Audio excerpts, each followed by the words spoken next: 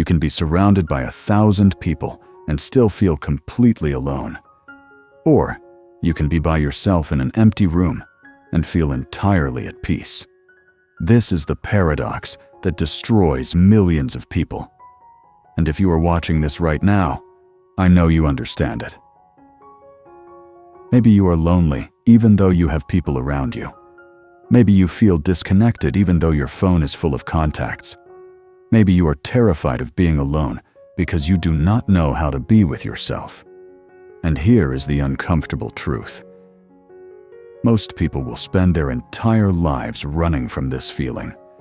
They will fill every silent moment with noise, every empty hour with distraction, every quiet night with anything except their own thoughts, because they believe that being alone means being lonely.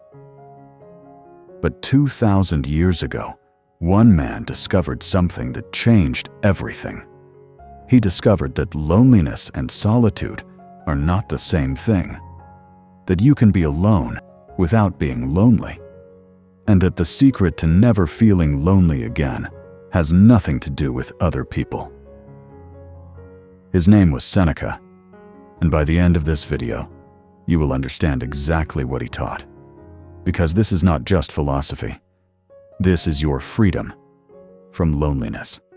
Rome, 41 AD. Seneca, one of the most influential minds in the empire, wakes up one morning to soldiers at his door. The Emperor Claudius has decided that Seneca is too dangerous, too popular, too influential. And so, without trial, without explanation, Seneca is banished to Corsica, a cold, barren island thousands of miles from Rome. No friends, no family, no students, just Seneca and silence for 8 years. Now imagine this is you. Everything you love is ripped away overnight.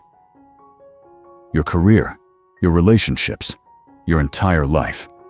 And you are sent to a place where you know no one, where no one cares about you, where every single day is the same empty silence. Most people would break. They would spend every moment consumed by loneliness, by despair, by the crushing weight of isolation. But Seneca did something completely different. He embraced it, not the loneliness, the solitude. And in those 8 years of complete isolation, Seneca wrote some of the most powerful words in all of philosophy. Words about how to be alone without being destroyed by it. Words about the difference between loneliness and solitude. Words that would eventually reach millions of people, including you, right now. So what is the difference? What did Seneca discover on that freezing island that most people never understand? Let me explain. Loneliness is the feeling that something is missing, that you are incomplete without other people. That silence is painful, that being alone is suffering. Loneliness happens when you do not like the person you are alone with, yourself. Solitude, on the other hand, is peace. It is the ability to be alone without feeling lonely, to enjoy your own company, to find silence refreshing instead of terrifying. Solitude happens when you have built a relationship with yourself, when you actually like who you are when no one else is around. Seneca wrote, "Nothing, to my way of thinking, is a better proof of a well-ordered mind than a man's ability to stop just where he is and pass some time in his own company." Think about that. Your ability to be alone, without distraction, without noise, without needing anyone else, is proof of a well-ordered mind. Not loneliness, not desperation. Strength. But here is the problem. Most of us have never built that relationship with ourselves. We spend our entire lives avoiding silence. We wake up and immediately grab our phones. We fill every quiet moment with music, podcasts, videos, anything to avoid being alone with our thoughts. And then we wonder why we feel so lonely, even when we are surrounded by people. Because loneliness is not about being alone. Loneliness is about being disconnected from yourself. And no amount of people can fix that. Seneca understood this deeply. He wrote, "You cannot be lonely if you like the person you are alone with." Let me say that again. You cannot be lonely if you like the person you are alone with. This is the secret that changes everything. The reason you feel lonely is not because you do not have enough friends. It is because you have not learned to be a friend to yourself. The reason silence feels unbearable is not because silence is painful. It is because you are avoiding something inside you. The reason being alone terrifies you is not because being alone is bad.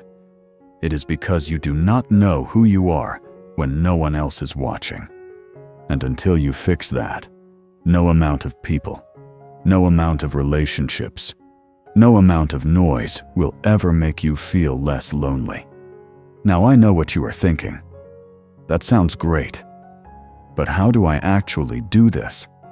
How do I learn to be alone without feeling lonely? This is where Seneca gives us something practical. Something you can start using today. He taught 3 steps to transforming loneliness into solitude. And if you follow these steps, you will never feel lonely again. Not because you will always have people around, but because you will no longer need them to feel complete. Step 1. Stop running from silence. Most people treat silence like an enemy. The moment they are alone, they grab their phone, turn on the TV, call someone, anything to fill the void. But Seneca taught that silence is not the enemy. It is the teacher. When you sit in silence, without distraction, without escape, something happens. All the things you have been avoiding rise to the surface. The thoughts you have been running from, the feelings you have been numbing, the parts of yourself you have been ignoring. And yes, at first, this is uncomfortable, painful even. But this discomfort is not loneliness. It is healing, because you cannot fix what you refuse to face. Seneca spent 8 years in complete solitude, and instead of running from the silence, he used it. He reflected. He wrote. He confronted every part of himself that he had been avoiding. And by the end of those 8 years, he was not lonely. He was free. So here is what I want you to do. Every single day, spend at least 15 minutes in complete silence. No phone, no music, no distractions. Just you. And yes, it will feel uncomfortable at first. Your mind will race. You will want to grab your phone. You will feel restless. But sit with it. Let the discomfort be there. Because on the other side of that discomfort is peace. Step 2. Build a relationship with yourself. This sounds obvious, but most people have never done it. They have spent their entire lives focused on other people. What others think of them. What others need from them. How to make others like them. But they have never asked themselves the most important question. Do I like me? Seneca wrote, "You have power over your mind, not outside events. Realize this, and you will find strength." What does that mean for loneliness? It means that your happiness cannot depend on other people. If you only feel good when someone else is around, you are not happy. You are dependent. And dependency is not love. It is fear. So how do you build a relationship with yourself? The same way you build a relationship with anyone else. You spend time together. You talk. You listen. You discover what you like, what you value, what you believe. Start journaling. Not about your day, about yourself. Ask yourself questions. What do I actually enjoy doing when no one else is watching? What are my values? What do I stand for? What parts of myself have I been ignoring? If I were my own friend, would I like spending time with me? These questions are uncomfortable, but they are necessary. Because until you know who you are, you will always feel lost. And feeling lost is the deepest form of loneliness. Step 3. Understand that solitude is a gift, not a punishment. This is the hardest step, because we have been taught that being alone is sad, that if you are alone, something must be wrong with you. But Seneca taught the opposite. He said that the ability to be alone is a sign of strength, not weakness. It means you do not need constant validation. You do not need other people to fill the emptiness inside you. You are complete on your own. And when you reach that place, something beautiful happens. You stop being desperate for connection. And when you stop being desperate, real connection becomes possible. Because people are not attracted to neediness. They are attracted to wholeness. When you are comfortable in your own company, others want to be in your company. When you do not need people, people want to be around you. This is the paradox that Seneca understood. The less you need others, the more meaningful your relationships become. Because they are no longer based on fear. They are based on choice. Seneca wrote, "Associate with people who are likely to improve you, not people you need, people who improve you. And you can only know the difference when you are whole on your own." Let me tell you a story that Seneca told his students. There was a man who felt desperately lonely. He believed that if he just had more friends, if he just had a relationship, if he just had people around him, he would finally be happy. So he spent all his time trying to make people like him. He said yes to everything. He changed himself to fit in. He was never alone. But the loneliness only got worse, because he was surrounded by people who did not know the real him. And he did not know the real him either. One day, he asked Seneca, "How do I stop feeling so alone?" And Seneca said, "Stop trying to escape yourself. The loneliness you feel is not because you are alone. It is because you have abandoned yourself." The man did not understand at first. So Seneca gave him a challenge. Spend 1 month alone. No distractions. No escapes. Just you. The man was terrified. But he did it. And at first, it was unbearable. The silence felt crushing. The thoughts felt overwhelming. He wanted to give up every single day. But he stayed with it. And slowly, something shifted. He started to discover parts of himself he had forgotten. Things he enjoyed, things he believed, things he valued. And by the end of that month, he was not lonely anymore. Not because he found new people, but because he found himself.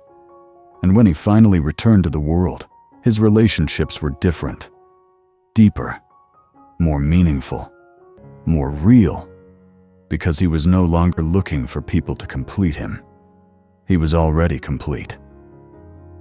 Here is the truth that Seneca discovered 2,000 years ago. You will never stop feeling lonely by surrounding yourself with people. You will only stop feeling lonely when you learn to be at peace with yourself. And once you have that peace, everything changes. Silence becomes restful instead of terrifying. Being alone becomes freedom instead of punishment. And loneliness, the thing that once controlled your life, loses all power over you. Because you finally understand. You were never alone. You just did not know how to be with yourself. If this video helped you see loneliness differently, subscribe to Eternal Echoes. Because every week, I share the ancient wisdom that transforms modern lives. And comment below. Tell me honestly, are you running from solitude, or are you ready to embrace it? Seneca is watching, and so is your freedom.